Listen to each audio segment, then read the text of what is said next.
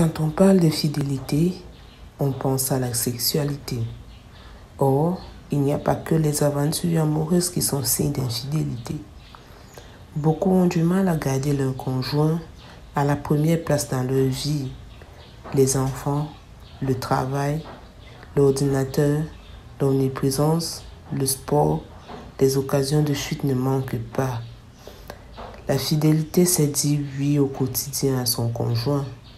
C'est aborder toutes les périodes de la vie ensemble, les joies comme les difficultés, sans chercher refuge dans des activités qui éloignent, séparent, brisent la conscience. Être fidèle, c'est toujours revenir à celui ou celle à qui on a fait une promesse. Le mariage, civil ou religieux, scelle publiquement cet engagement envers l'autre. La fidélité se vit au jour le jour et se nourrit des moments concrets. S'ancrer dans le réel, accepter que l'autre ne soit pas parfait, accepter son histoire, ses manquements, accepter de vieillir ensemble. S'extraire régulièrement du quotidien en se donnant des moments à deux. Avoir des attentions que l'autre, gestes, paroles ou cadeaux, et le soutenir quand il en a besoin. Soigner la communication, cultiver l'humour et l'inattendu, exprimer ses sentiments. En définitive, la fidélité construit une relation et elle-même en est le ciment. Mesdames et messieurs, bonjour. Dieu vous bénisse et bienvenue au journal des préparatifs du 10e anniversaire de Parole Créatrice Info Télévision. Bonjour Victoire. Bonjour Nassis. C'est quoi l'actualité? C'est les préparatifs du 10e anniversaire de Parole Créatrice Info TV ce 23 juillet au Love Divine Sanctuary. Et s'il te plaît, le pain est déjà en vente. Le voilà sur votre petit écran. Il est très beau, aux couleurs du logo de Parole Créatrice Info TV. Et nos téléspectateurs vont certainement en acheter. Massa, qui coûte même combien? 5 000 seulement. Mingli 5 000 seulement? Pardon, je peux acheter ma parole.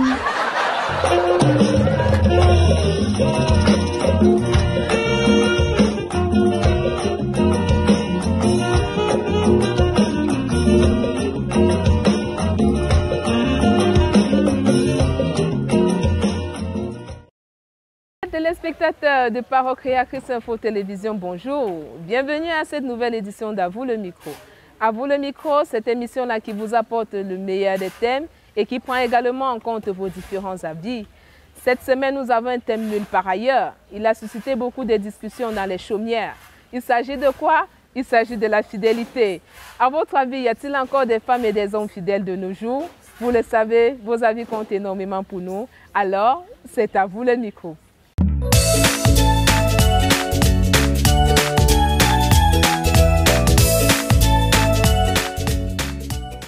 Je pense que la fidélité est un état d'esprit. Ça signifie que, étant encore tout petit, si on respecte ses parents, ça signifie que même quand on va grandir, on va respecter sa femme. Pour ce qui est de l'infidélité des hommes ou bien de la fidélité, il peut y avoir des hommes qui sont fidèles. Parce que tout dépend de comment on a été éduqué. Il y a ceux qui respectent les lois divines, qui pensent que le mariage est sacré. Par conséquent, celui qui pense que le mariage est sacré ne peut pas, un seul instant, imaginer tromper sa femme. Donc, moi je pense que c'est normal et c'est logique qu'il y ait des hommes fidèles, comme il y a des hommes infidèles. Donc, c'est vice versa. Pour ce qui est des femmes, ça dépend aussi des circonstances dans lesquelles elles ont grandi. Si on les a appris à jongler, elles vont jongler. Mais si elles sont dotées d'une connaissance divine, alors elles ne pourront jamais imaginer même l'infidélité. Moi, je pense qu'il y a toujours des hommes et des femmes fidèles. Parce que si vous demandez s'il y a des hommes et des femmes fidèles, c'est comme si vous demandez est-ce qu'il y en a des hommes bons et des femmes bonnes. Donc, il y a toujours des femmes et des hommes fidèles. Parce que la fidélité, ça dépend de tout un chacun, de la volonté de tout un chacun. Les bases dont vous vous prescrivez dès la base. C'est-à-dire, on ne va pas faillir à ceci ou à cela. Ce n'est pas beaucoup plus seulement du côté peut-être sexuel vous pouvez vous fixer des bases, des principes. On ne va pas faillir à ceci. Si tu failles, ou bien l'homme ou bien la femme, ça veut dire que tu as manqué à quelque chose. Donc ce n'est pas seulement beaucoup plus du côté sexuel. Donc l'infidélité, en quelque sorte, c'est l'ensemble de tout ça dans le ménage. Donc si tu failles à quelque chose dans votre ménage, tu as failli et tu es infidèle. Donc et par conséquent, il y a des hommes et des femmes très très fidèles. Parce que moi-même qui suis là présentement, moi je vous prends peut-être un cas particulier. Je vis avec ma femme depuis longtemps, mais je puis vous rassurer que depuis que nous sommes ensemble, je n'ai jamais failli. Si je peux seulement rien que prendre du côté sentimental, que je cherchais encore une autre femme ou quoi que ce soit, ou bien peut-être même, je n'ai jamais fait cela. Donc ça dépend de tout esprit, l'engagement ferme que vous vous prenez, que tu te prends, que bon, je vais faire ceci et je vais faire cela. Donc, pour ma part, je pense qu'il y a toujours des hommes et des femmes fidèles. Donc, je peux reprendre le côté des hommes, parce que je ne suis pas une femme. Il y en a encore des hommes fidèles. Par une expérience personnelle, je crois quand même que si c'est que un comme moi, si ma femme me gère normalement, je ne pars pas dehors. Mais c'est lorsqu'il y a un problème que l'homme met la tête dehors. Donc je crois que c'est que la seule raison qui peut envoyer un homme dehors. Donc par conséquent, il peut encore avoir des hommes fidèles. Je réponds à oui à cette question, qu'il y a encore des femmes fidèles sur la surface de cette terre. Le tout, c'est l'éducation de base. Ça dépend de l'éducation dont la maman a donné, les parents ont donné à cet enfant. Parce que la Bible nous dit, montre à l'enfant le chemin qu'il doit suivre afin qu'étant grand, qu'il ne s'en détourne point. Donc pour moi, ça dépend de l'éducation. Avoir des femmes fidèles, c'est avoir d'abord une femme qui a la crainte de Dieu en elle. Pour moi, c'est le début de toute chose. Parce que si une femme a la crainte de Dieu en elle, elle sera forcément fidèle à son mari. Elle ne pourra pas s'en détourner ni à gauche ni à droite, puisqu'elle sera une femme enseignée dans la parole de Dieu. Donc pour moi, je réponds oui à cette question. Et pour des hommes, il y a des hommes fidèles.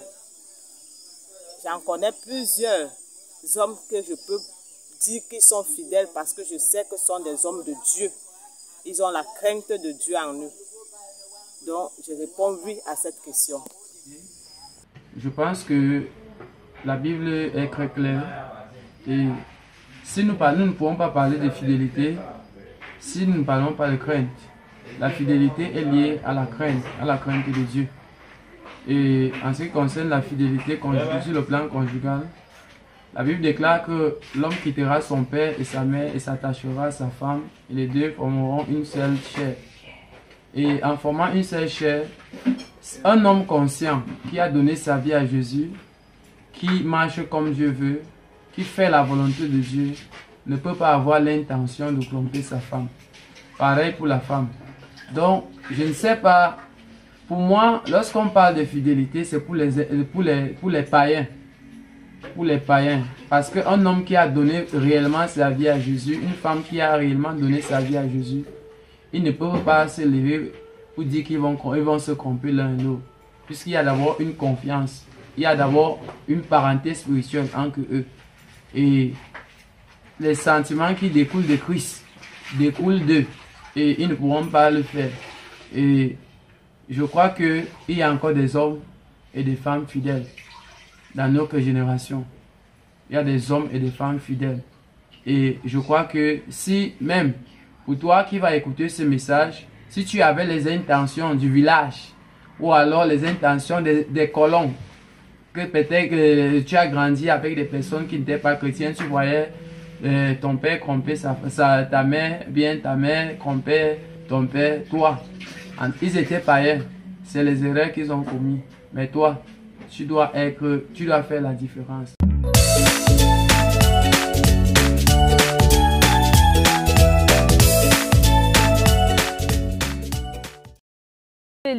La fidélité cependant peut avoir plusieurs connotations. Mais aujourd'hui, nous nous attarderons sur deux penchants, à savoir la fidélité dans un couple et la fidélité avec Dieu. La fidélité en elle-même peut être définie comme étant la qualité de quelqu'un qui est constant dans ses sentiments, ses affections, ses attitudes et même ses amitiés. Toutefois, la fidélité dans un couple part de l'engagement que deux conjoints prennent, à savoir à rester fidèles l'un à l'autre le restant de leur vie. Rester fidèle dans un couple n'est généralement pas chose facile pour certaines personnes. Cependant, des facteurs importants contribuent à cela, à savoir la communication au sein du couple. Elle revient à établir une certaine confiance en son partenaire, être en mesure de placer le curseur aux mêmes endroits et d'accepter les critères de l'autre ou pas. À partir du moment où on est clair sur ses avis, l'un de l'autre, rester fidèle tient au respect et à l'honnêteté. Si l'un a des tentations de plus en plus fortes, il se doit d'en parler à l'autre et de rompre si besoin. Frère Branham nous dit dans la bande de l'amnésie spirituelle, prêchée le 11 avril 1964 au paragraphe 168, je cite, « Écoutez, lorsqu'un homme épouse sa femme, il ne fait pas confiance à sa beauté. Non, il fait confiance à la fidélité de son vœu, sa parole. » Nous avons également le cas de la femme de Légion dans la Bible, qui est restée fidèle à son mari pendant tout le temps qu'il était tourmenté par les démons, avant que celui-ci ne reçoive sa délivrance par le Seigneur Jésus-Christ. Cette femme n'a pas seulement été fidèle envers son mari, mais également envers la parole de Dieu, Dieu qui est le divorce.